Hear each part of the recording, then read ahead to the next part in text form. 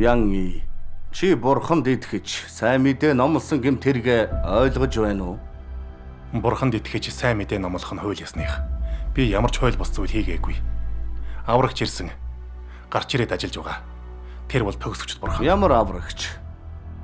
Энэ дэлхийд аврагч хаана угаа юм? Аврагч гэж хизээж байгаагүй. Коммунист нам бол бүх шүтлгийг эсэргүүцдэг Марксист, Ленинист бурхангийн үзэл нам юм. Бурханы үгийг уншиж чадахгүй өдөр бүр маш хэцүү байдаг.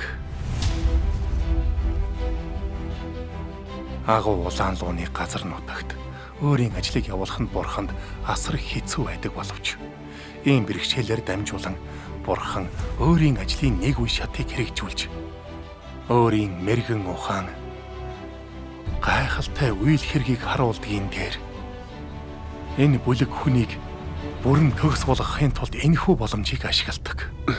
4 жилийн хугацаанд анх удаа бурхны үгийг сонссон минь энэ байлаа. Сүүлийн үед миний биеийн байдал улам бартаж энэ шоронд өгөхгүй гэж үргэлж санаа зовж байна. Жиляна, энэ бурхны үг. Ажлын энэ үе шатанд биднээс туйлын их итгэл, хайр шаардагддаг. Бид болгоомжгүй байвал бүдрэх боломжтой. Учир нь ажлын энэ үе шат өмнөх алхмуудаас өөр. Бурханы төгс болгож буй зүйл нь нүдэнд үзэгдэхгүй, гарт баригдахгүй хүн төрлөختний итгэл юм.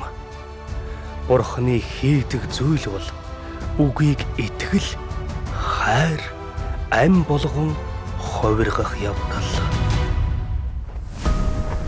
Бүгд жагс шалгалт.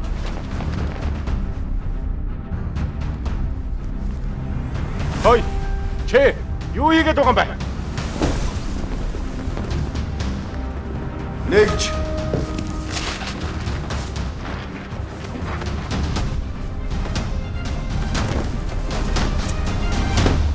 Хэн чамд энэ бичгийг өгсөн? Хараад ид. Энэ байна. Энэ шоронгийн бусад хэсгийн итгэгчидтэй байн холбогддог. Яни. Гоянаас судалдарлаа. Бүх юмыг сайн нэгжээрэй. Би чиг дамжуулна гинэч. Аваад яв. Би чиг дамжуулж зөвлөх гинэ.